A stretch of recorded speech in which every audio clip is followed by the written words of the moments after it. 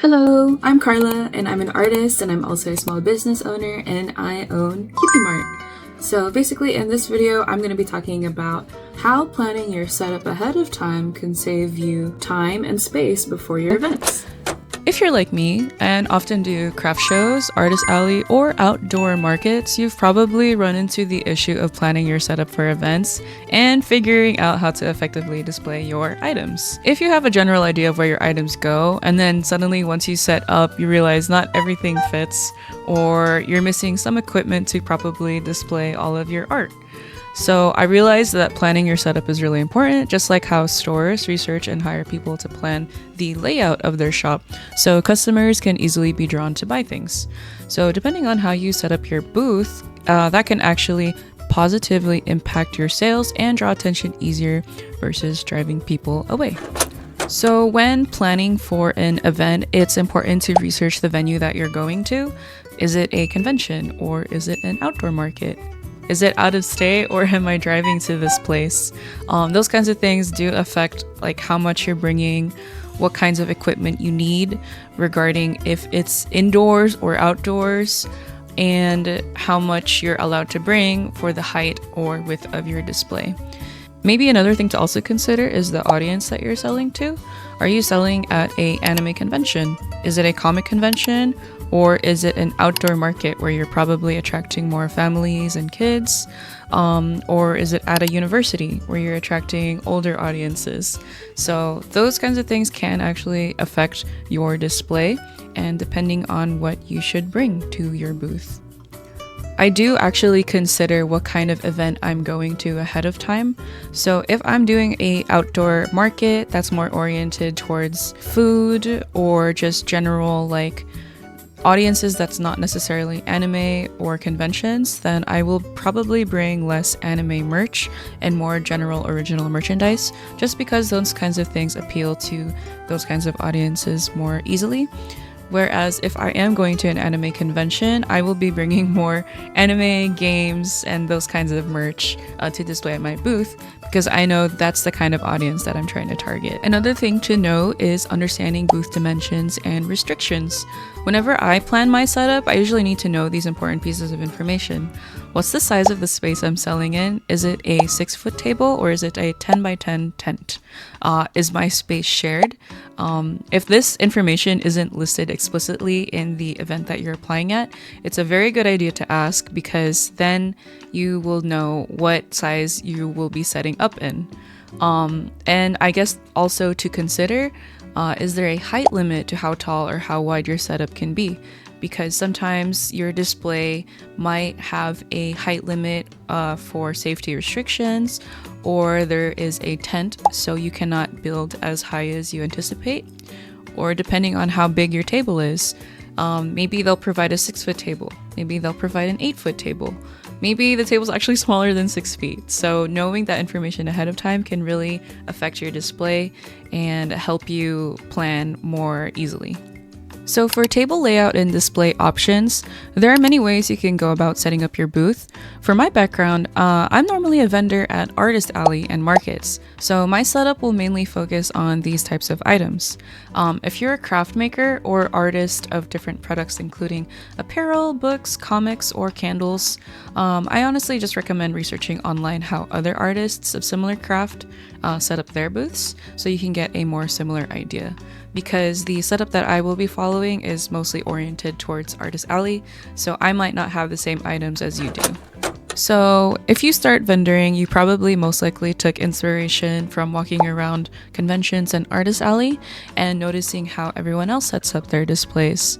So I started vendoring like in early 2015, so PVC pipe displays were very common for print and sticker artists. I felt like it was the most cheapest and most effective way to just set up your booth. I felt like this was more also common for merchandise that you can find in conventions, so they tried to just display their work as visible as possible, because what mattered was just your prints and your stickers.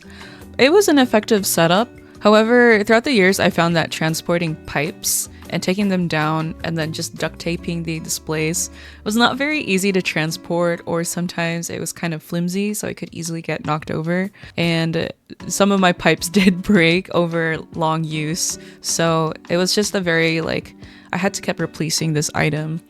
I noticed later on in vendoring that more artists were starting to use cube displays, which are more of an effective and stable way to build taller displays and shelves.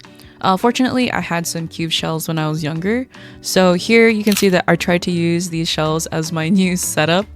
It was really nice. I liked how tall and versatile they were and easy to change shape depending on how big of a space I had, but they were so heavy.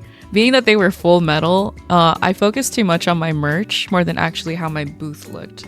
So overall, it was just my old grids were just different colors and they were extremely heavy, and I didn't actually have a plan on how I built the grids. They were just kind of structural support so I could just fit more prints and fit more keychains or stickers. One thing to take note of that's really important is signage and branding placement. So I often felt like my display looked cluttered, and actually it still feels like it is now. Girl, I have a lot of product, so that's just one of the things I want to work on in the future. Things were kind of just randomly placed, it felt like it was a garage sale or swap meet, and even now I still want to focus on making my booth look cleaner and easier to look at. And I found that that's easier for customers to be able to browse all of your work in a more easy manner compared to if there's just so much to look at. It can be very overwhelming, and I get that. So while the focus of my booth was my art, if you want to grow as a business or get accepted into larger shows, throwing together a booth and putting up your stuff isn't enough. I realize your display and how you create it does actually matter, because this is actually also what you use as your artist name and brand to apply to other shows. So I began to focus more on branding and making sure it was clear on what kind of artist I was. This included investing in a table runner, a table banner, which had my name on it. So this was clear on who I was as an artist and what my name is. Another thing I invested in was lighting. So lighting was really helpful, which just helps illuminate and show your items more clearly. I found that lighting is just different in every convention or market that you go to. It could be too dark, or the hall could be, kind of dimly lit. So bring your own lighting. But yeah, the more shows I went to, I invested in lighter grids to transport. This was so much easier to put together, and I like that they were all the same color as well. You can get these grids that are flat. They have this PVC that's attached to it, so you can just stick anything onto it, or you can get the grids as well. Both are very versatile in terms of building your display.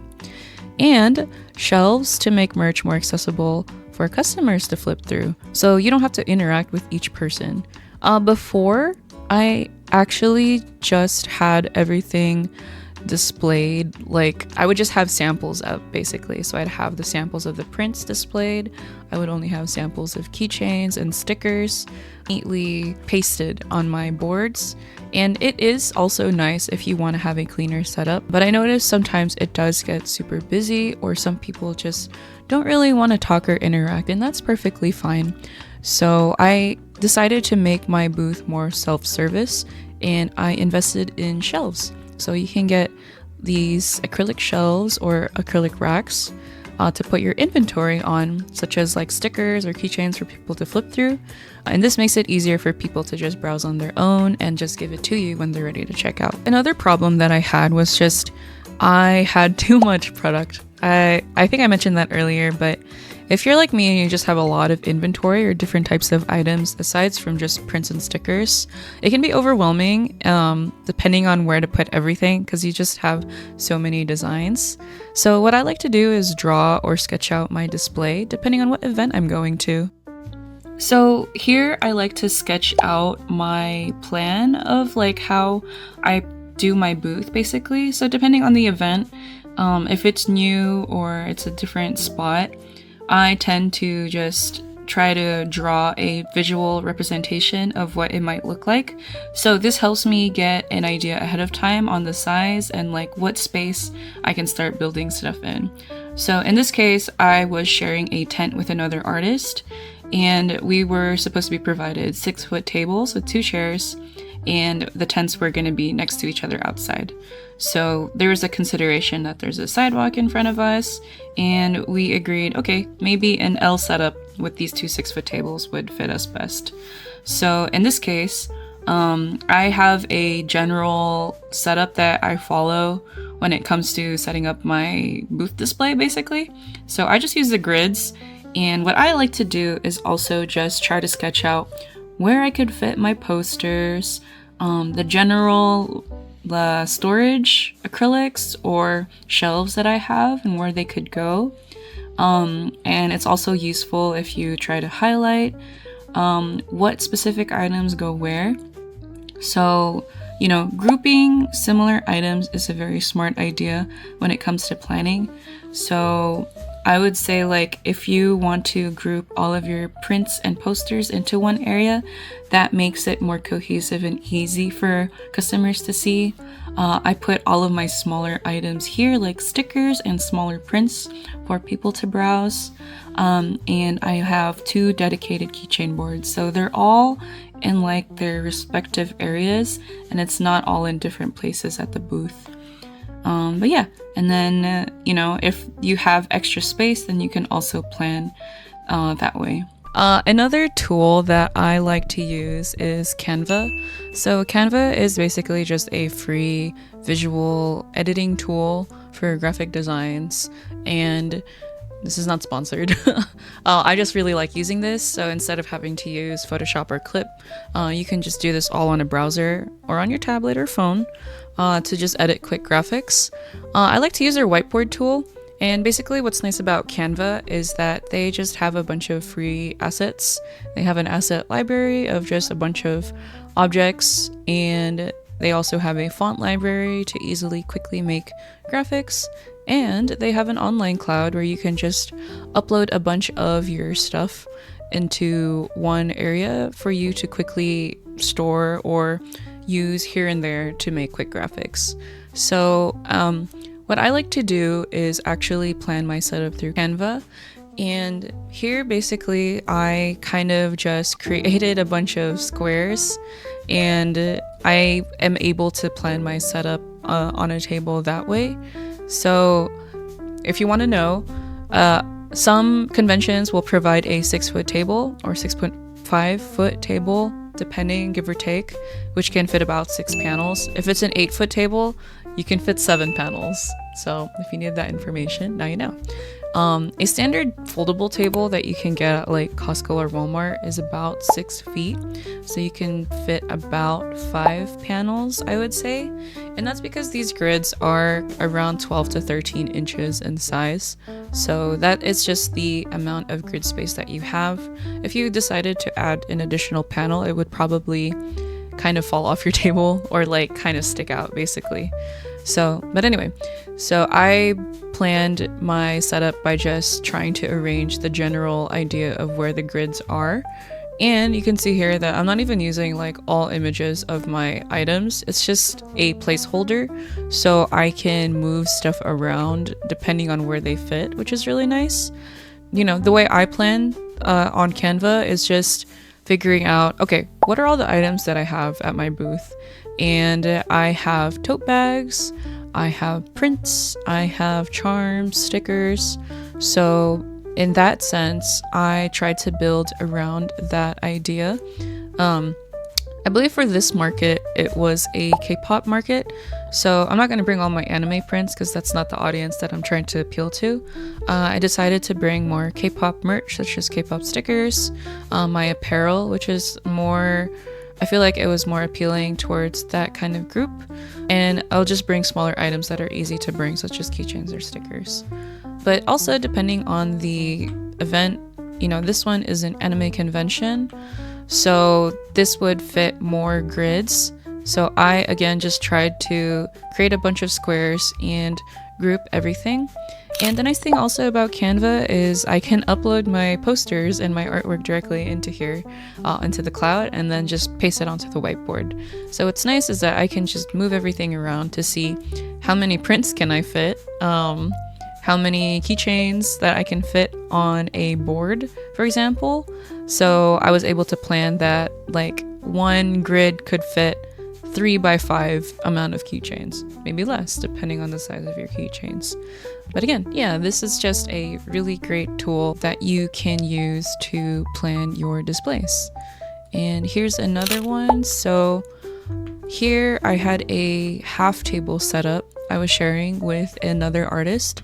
So I was able to plan, oh, I can only fit this many prints, and I could probably just put my stickers on a small shelf here, yeah, etc, etc. So again, if you want to use this online editor, it's free. You can pay premium for other upgrades, but I don't even use premium because most of the stuff that's already provided is pretty useful. What's just really nice about Canva and just visually planning to make a board of your merch is that you can see what fits and what doesn't fit. So if you are planning for a new event and let's say you want to fit X amount of posters, so I can fit 1, 2, 3, 4, 5, 6 posters across at the top of my booth. This also gives me an idea beforehand, like, oh, well, this is when I didn't draw new prints yet, that I still have space for 2 more posters that I can draw. So a problem that I had before was that I would just keep drawing and I wouldn't even know if this merch would fit. So I think now being able to visually plan, oh, I can fit about 2 more prints, 2 more posters, 2 more keychains. That limits the amount that you're creating so that you're more focused on just fitting what will look good and what will stand out at your booth. So one thing I noted when people set up their displays is that they organize their types of merch into specific areas of their booth. So as you can see, this person put all of their posters into the top area of their booth, and they grouped all their stickers into this acrylic display here, and then all their keychain designs are in this section. This just makes it more easy and cohesive, I find, and makes like a customer who's browsing for specific items to find items more easily. And you can see also in like here, you can see that they also grouped characters by series. So that's also a good idea if you want to group your merch that way. Oh, this one's nice. So this table as well tried to make boards to just put all of their designs. This makes it also very cohesive and easy to see. So all of their prints are in one display, and then all of their other physical merch are in separated shelves. And another important thing to do when creating a visual hierarchy is like people are going to be walking around multiple booths that are similar to yours. So what I learned is that people like seeing things from afar, especially if it's their favorite character or if it's a booth with a cohesive color actually. People are drawn to that. So I started putting my prints and posters at the top of my booth just so it's more of like an attractor. I noticed that when I put the posters up, people would walk up and then they would see what else is like at the bottom of my booth for sale. Another thing to take note of as well when you're trying to do a setup is to make your prices and signs very clear. I noticed like it's a good idea to put your price signs in a one cohesive color. This just makes it easier for the customer and it's not so visually distracting as well. I noticed, if you just have like very clear price signs, you can even type them out as well so they're not handwritten. Less people asked how much things were. Yeah, so you can also use Canva to type these things out. This is just like a tool that I use to just print these out. Try to keep signs the same color and at least group items, for example, prints, keychains, or stickers. Hopefully these tips and advice help you for your next event. If you like the content or any of the stuff that I talk about, let me know in the comments below if there's any other topic that you want or are interested in and I can try to cover it. Otherwise, thank you again for watching. Please remember to like and subscribe so that I can make more videos like this in the future. And I'll catch you in the next one. Bye-bye.